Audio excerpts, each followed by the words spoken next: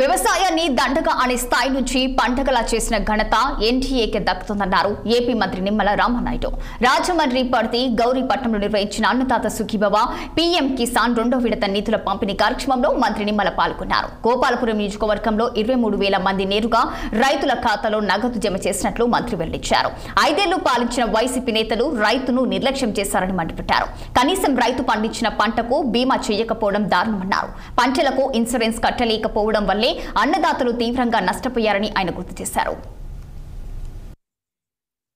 ఎవరైతే రాత్రనక పగలనక ఎండనక వాననక 6 గాలం కష్టపడి పంట పండించేటువంటి రైతులు ఎవరైతే ఉన్నారో అటువంటి రైతులకు ఆ రోజు తెలుగుదేశం జనసేన బీజేపీ ప్రభుత్వం మరి ఏదైతే పార్టీ ఆ రోజు అధికారంలోకి ఇచ్చామో ఆ రోజు ఒకటే మాట ఇచ్చాం.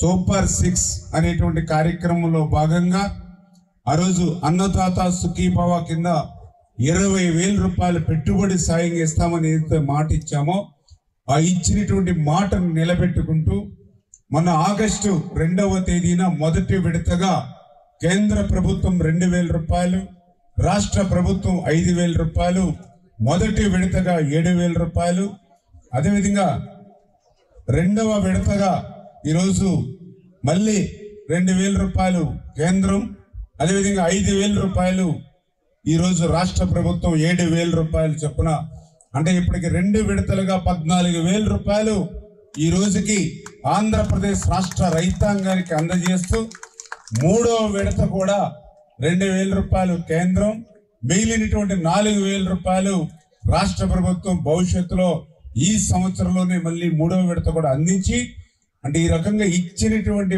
మాటను నిలబెట్టుకుని 20,000 రూపాయల పెట్టుబడి సాయాన్ని అందించేటువంటి మాట నిలుపుకున్నటువంటి ప్రభుత్వం ఈరోజు తెలుగుదేశం జనసేన బీజేపీ ఎన్డీఏ ప్రభుత్వం. అందులో భాగంగానే ఈరోజు ఆంధ్రప్రదేశ్ రాష్ట్ర వ్యాప్తంగా 46,85,838 మంది జమ చేస్తున్నామనే విషయాన్ని, అందులో భాగంగా మన ఈస్ట్ గోదావరికి సంబంధించి 1,14,991 రైతులకు 76.99 కోట్ల రూపాయలు ఈరోజు రైతుల అకౌంట్ లోకి జమ చేస్తున్నామంటే విషయాన్ని ఈ సందర్భంగా మరి తెలియజేసుకుంటూ ఉన్నాం.